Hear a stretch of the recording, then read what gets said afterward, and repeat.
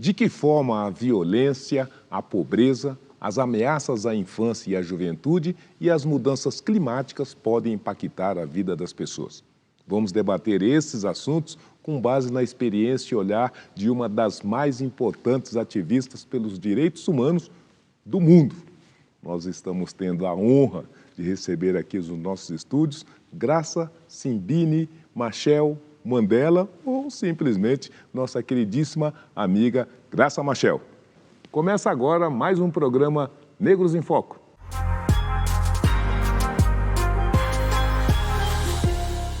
Negros em Foco hoje está em festa, com essa incrível presença da amiga querida Graça Machel. Seja bem-vinda, muito obrigado pela presença. Muitíssimo obrigada, estou feliz de estar no Brasil, estou feliz de estar aqui neste programa. Pois é, a Graça Machel está visitando o nosso país a convite da Universidade Zumbi dos Palmares, onde vem participar da Semana da Consciência Negra. Vai estar conosco compartilhando os grandes festejos e celebrações dessa importante data. E eu convido você para conhecer um pouco mais da nossa convidada Graça Machel. Professora, ativista, ex-primeira-dama e ministra da Educação de Moçambique, que após a morte de Samora Machel, seu primeiro marido, se transformou numa combativa defensora dos direitos humanos. Casou-se com Nelson Mandela em 1998 e é uma das maiores referências quando a discussão envolve infância e mulheres negras. Esses são apenas alguns dos títulos e experiências de Graça Machel, que busca dedicar a sua vida para mudar a vida de outras pessoas. There are extraordinary life stories which are amongst us. Graça, afinal, o que te moveu e o que continua te movendo nos dias atuais? Desde os tempos em que eu era jovem, estudante, eu fui me apercebendo das grandes injustiças que se estavam a infligir em nós, moçambicanos, no sistema colonial. E foi crescendo em mim esta revolta interna contra a injustiça, nas suas diversas formas. E se me pergunta o que é que me move até hoje, é porque, infelizmente, sinais de injustiça são parte do nosso dia a dia. E porque eu não tolero a injustiça, eu sinto que tenho obrigação de fazer uma contribuição, pequena que seja, naquilo que são as causas que eu abracei e dentro dessas causas continuar a luta, ao mesmo tempo que eu faço o esforço de transferir para as novas gerações esse fervor de nós nunca tolerarmos a injustiça, lutarmos contra ela. Que essa luta, além de ser permanente, é uma luta que precisa ser lutada por todos, né, Graça? Eu acredito sempre em movimentos, porque indivíduos, por muito que queiram fazer a transformação, só fazemos a grande diferença quando nos damos as mãos uns aos outros e trabalhamos em coletivos e trabalhamos em grandes movimentos. Eu tive a sorte de me associar à Frente de Libertação de Moçambique, que foi um movimento nacional de uma grande envergadura, e foi dentro dessa frente que eu aprendi algumas das formas de trabalho que ainda hoje me inspiram no meu percurso. E, portanto, eu quero aqui sublinhar que qualquer transformação significativa e profunda que nós queiramos conseguir, temos de nos basear em grandes movimentos. Essa é a experiência da minha vida. Eu vou te convidar você para conhecer, né, um pouco da trajetória do negro brasileiro e conhecer da mesma maneira o que aconteceu e o que está acontecendo com esse grupo ao longo da história. No Brasil, os negros somam mais de 119 milhões de pessoas. São mulheres, homens e crianças descendentes de escravos africanos e que ainda hoje lutam contra um passado de exclusão e uma realidade de racismo estrutural. Dos brasileiros abaixo do nível de pobreza, mais de 70% 61% são negros. Dos jovens fora da escola, 71,7% são negros. 14% da população negra está desempregada e mais de 47% ocupam postos de trabalhos informais. Apesar disso, os negros movimentam mais de 1,73 trilhão de reais e mesmo assim são os que recebem os menores salários. Se comparados aos salários, os homens negros ganham até 45% menos que os brancos. Entre as mulheres, a situação piora, 70%. Algumas mudanças chegaram sob muita pressão do movimento negro, intelectuais e poucos políticos, como as políticas e leis de cotas para acesso dos negros às vagas no ensino público superior e aos postos de trabalho no setor público. E ainda leis que obrigam as escolas de ensino fundamental e médio a ensinarem história e cultura afro-brasileira. Medidas que tentam uma transformação política, econômica e, sobretudo, cultural. Nós somos um país de maioria de negros e a gente viu pelos números que estamos muito longe de alcançar aquele patamar de igualdade que nós precisamos. Como é que a gente pode dar um salto adiante nessa questão já nesse início de século XXI? Uma das coisas que me deixam muito indignada quando vivo a experiência do Brasil é de que parece não haver uma vontade profunda de abalar e transformar o status quo. Eu creio, baseando-me na experiência da África do Sul, que é preciso começar pelas próprias instituições. As instituições não podem falar sem se transformar a elas próprias. Temos que começar por encontrar maneira de que o Congresso, o Judiciário, o Governo reflitam o que é a demografia do país. Nós olhamos para o Congresso brasileiro, essa não é a mensagem que nós estamos a receber. Olhamos para o Judiciário, não é a mensagem que nós estamos a receber. Olhamos para as instituições do ensino superior, não é essa a mensagem que estamos a ter. Não é possível fazer transformações que não abalem e transformem as próprias instituições. Portanto, é necessário um movimento, é por isso que eu insisto num movimento em que todos os brasileiros aceitem que o que nós falamos como dignidade humana significa que todas as pessoas são iguais. E não pode haver, não se pode manter a hierarquização que existe no racismo aqui, em que no topo estão os brancos, nos médios talvez os pardos, e lá embaixo é que são os negros. Não dá. Esta situação tem que mudar. É preciso que haja um plano concreto de como transformar isso e trazer a força intelectual e a força de trabalho, a força de construir, a energia que se está a desperdiçar quando se marginaliza mais de metade da população. É absurdo. Eu creio que o que falta aqui é um plano muito mais radical de luta contra o racismo no Brasil. E esta coisa que se chama igualdade tem significado. E a igualdade significa que tem que ser estrutural também. Não é o racismo que tem que ser estrutural, é a igualdade que tem que ser estrutural. Agora, como nós vamos realizar isto?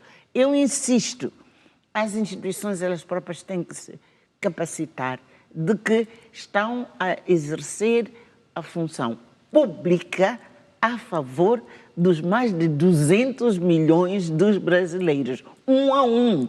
Esta pátria pertence a todos, não pertence mais a uns e menos a outros. Eu gostaria de convidar você para ouvir a filósofa, feminista negra e escritora brasileira Djamila Ribeiro. Vamos lá?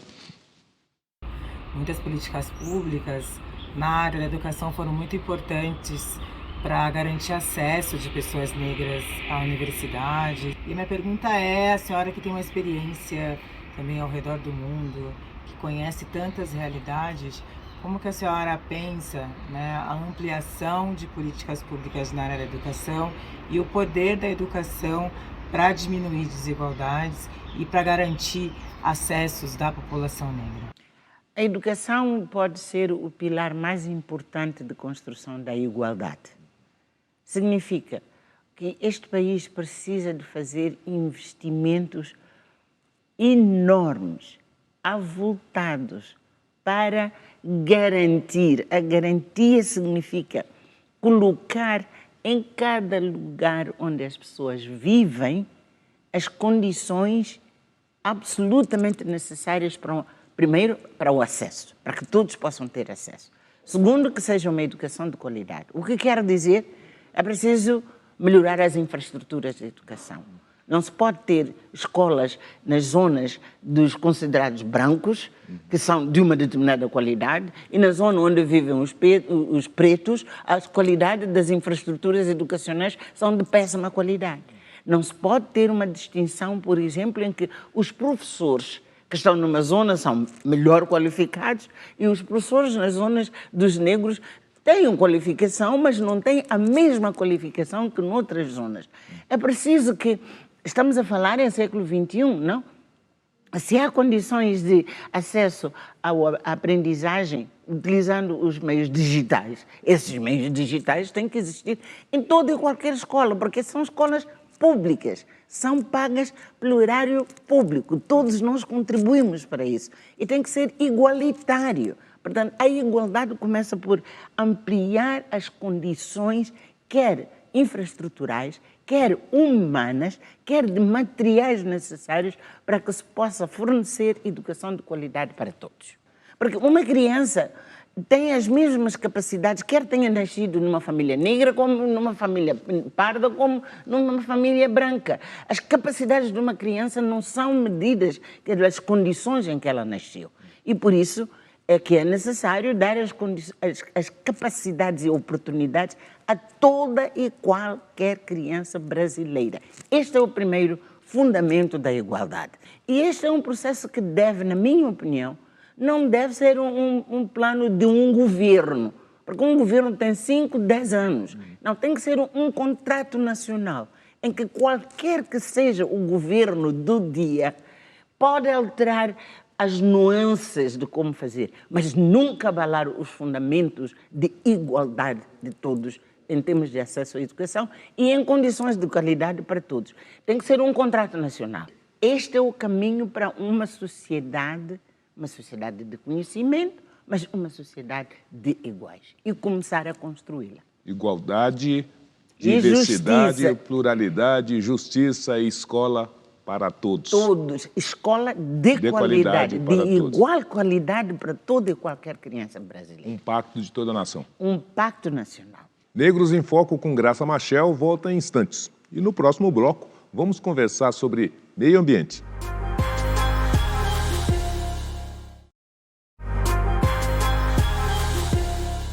Já estamos de volta com o nosso programa Negros em Foco. Como eu já disse, hoje nós estamos em festa. Nós estamos recebendo nos nossos estúdios a presença dessa mulher incrível, né? Graça Machel. Graça, o mundo estava reunido no Egito para discutir os caminhos de adequar, de construir soluções para a proteção do meio ambiente. E a gente também conheceu a notícia de que o mundo alcançou seus 8 bilhões de habitantes. Não é? De modo que um meio ambiente que precisa ser protegido está pressionado por essa população imensa que precisa de recursos, que precisa comer, precisa plantar, precisa sobreviver. Como é que o mundo vai conseguir conciliar essas duas questões?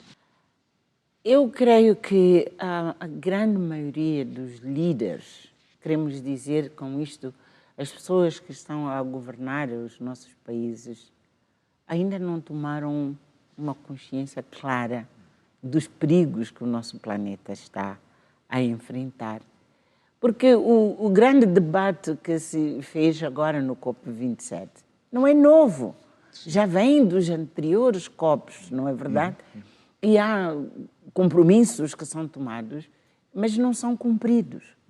Agora, deste COP27, houve alguns aspectos que eu acredito que é necessário construir sobre elas. É a obrigatoriedade e a responsabilidade de se pagar pelos danos que alguns fizeram ao planeta, ao meio ambiente e contribuírem com maior responsabilidade para deter a degradação ambiental, mas também para a reconstrução, quer dizer, do ambiente. Vamos, nós como cidadãos do mundo, organizar-nos para exigir o cumprimento dos compromissos tomados no Egito. Porque se não houver pressão interna em cada um dos países, não é? Quer sejam os intelectuais, sejam os movimentos sociais, sejam os jovens, porque ao fim e ao cabo os jovens, o futuro é deles, é mais deles do que nosso. E eles defenderem e exigirem que nós, esta geração, não tem o direito de destruir aquilo que lhes pertence.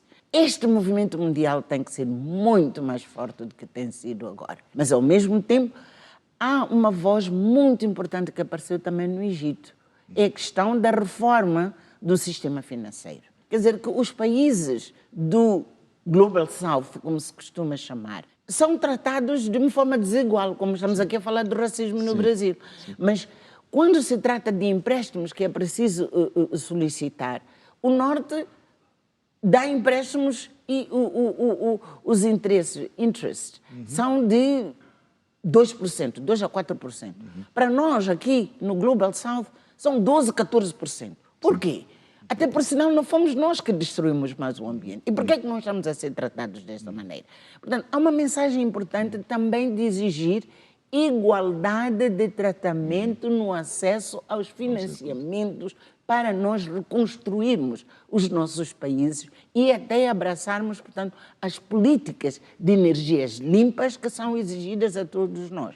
E dali, do Egito, saiu uma grande mensagem também, que está relacionada com aquilo que estamos a discutir aqui.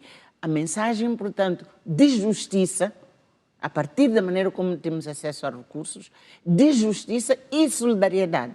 E sabemos que todos nós temos o direito de viver num planeta melhor. Então, todos nós temos responsabilidade, sejam os setores públicos, privados, sociais, os da ciência, todos nós, em solidariedade, temos que proteger esta casa que é nossa e não temos outra. Então, nós vamos precisar ficar atentos e vigilantes. Eu vou convidar você, inclusive, Graça, para conhecer e para compartilhar, né, a fala de uma das grandes personalidades ambientalistas do Brasil e do mundo, que é a deputada e ex-ministra do Meio Ambiente, Marina Silva, que falou conosco. Vamos acompanhar.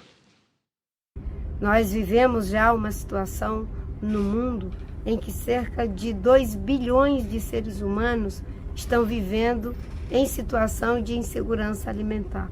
Só no meu país são 120 milhões de brasileiros e brasileiras que estão nessa mesma situação. Considerando que as consequências da mudança climática recaem, sobretudo, sobre as populações mais vulneráveis de indígenas, de pessoas pretas, de mulheres, de segmentos da sociedade que ficam à mercê das chuvas torrenciais, dos eventos extremos, ameaçando suas vidas, suas lavouras, quando não são atacados pela desertificação, como já está acontecendo em vários países da África. Como fazer para que as políticas globais e as políticas no âmbito dos estados nacionais consigam implementar o conceito de justiça climática e de combate ao racismo ambiental? A primeira é, de facto, a reforma do sistema financeiro, para que nós tenhamos acesso a esses recursos financeiros de uma maneira justa, portanto, a tal igualdade de tratamento dos países, como eu estava a dizer. Mas a outra questão é, a nível nacional, nós também temos que reorientar os nossos recursos, sim, para a eliminação da fome, para a eliminação das desigualdades entre o campo e a cidade, por exemplo, a necessidade de industrializar, quer dizer, as nossas economias, mas dentro de opções tecnológicas que não agravem o ambiente. E para isso nós precisamos também de ter a solidariedade dos países que são mais desenvolvidos em termos de transferência dessas tecnologias, mas também qualificação das capacidades humanas necessárias para nós fazermos uma agricultura de qualidade, sem desgastar muito o ambiente, mas produzirmos mais e melhor para que nós não tenhamos fome. Tudo isto no século XXI é possível, mas é necessário que haja uma abordagem muito mais focalizada nas zonas que mais precisam e também nos grupos sociais que mais precisam. Tem que haver uma política clara de como é que se desenvolvem as mulheres, como é que se desenvolvem os jovens, como é que se investe nas crianças e sem distinção de ela é preta ou é parda ou é branca, como estamos aqui a falar na linguagem do Brasil. A questão da igualdade em todos os tratamentos dos programas públicos é fundamental, mas ao mesmo tempo nós como cidadãos organizados, organizações da sociedade civil, temos que ser muito mais ativos. Temos que ter o olho muito mais aberto de como as políticas aprovadas estão a ser aplicadas e em todo o território nacional, sem discriminação. Portanto, há uma mudança, na minha opinião, há uma mudança de atitude, no sentido de nós não pensamos que é responsabilidade dos governos só, é responsabilidade do setor privado, é responsabilidade das organizações da sociedade As civil. Empresas têm responsabilidade As também? empresas, exatamente. Quando eu digo setor privado, quero dizer empresas. Não é apenas sacar os nossos recursos, é também valorizar e desenvolver os recursos humanos e promover o desenvolvimento nesses países onde os recursos existem. Graça, as informações da demografia apontam que nos próximos 50 anos, 4 países africanos estarão entre os 10 maiores do mundo. A previsão é de que a Nigéria, por exemplo, alcance 800 milhões de habitantes. Como é que a gente vai conseguir conciliar essa demanda justa por uma qualidade de vida bastante significativa e a manutenção do meio ambiente, num espaço da África em que essas questões são muito difíceis de serem equilibradas? A verdade é de que, no meu entender, não são os recursos que são escassos porque nós temos muitas pessoas. É que é preciso que haja um equilíbrio entre as políticas demográficas, mas é preciso começar a pensar que, se nós queremos manter os níveis de natalidade que a Nigéria tem, então o desenvolvimento tem que ser capaz de suportar. Se não aguenta, então é preciso equilibrar as políticas demográficas.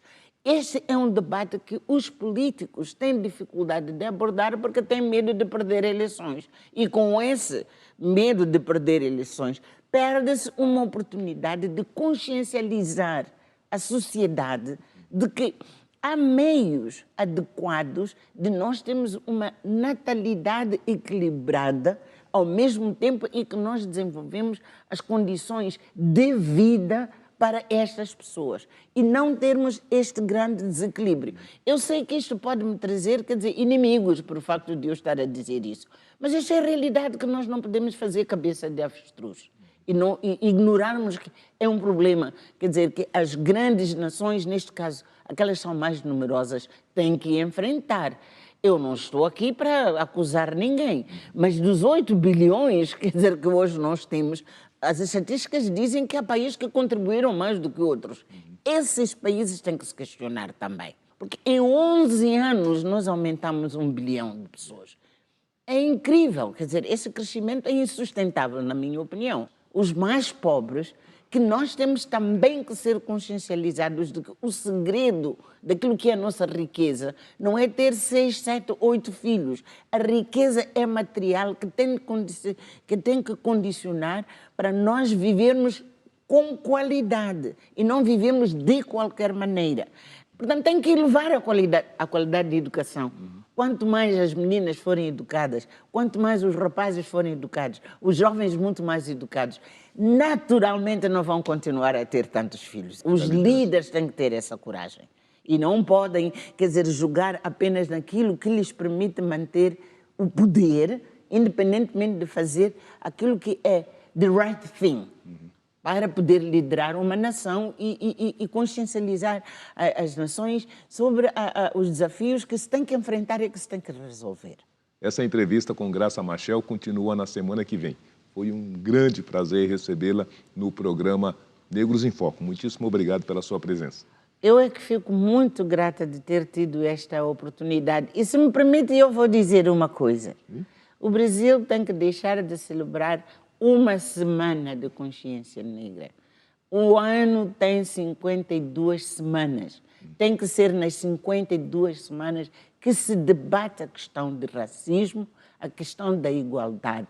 Senão, refugiamos-nos de que isto vai ser discutido numa semana das 52. Tem que ser um debate e uma transformação constante. Muito bem. Vamos fazer 52 semanas de consciência negra. Negros em Foco com Graça Machel volta na semana que vem.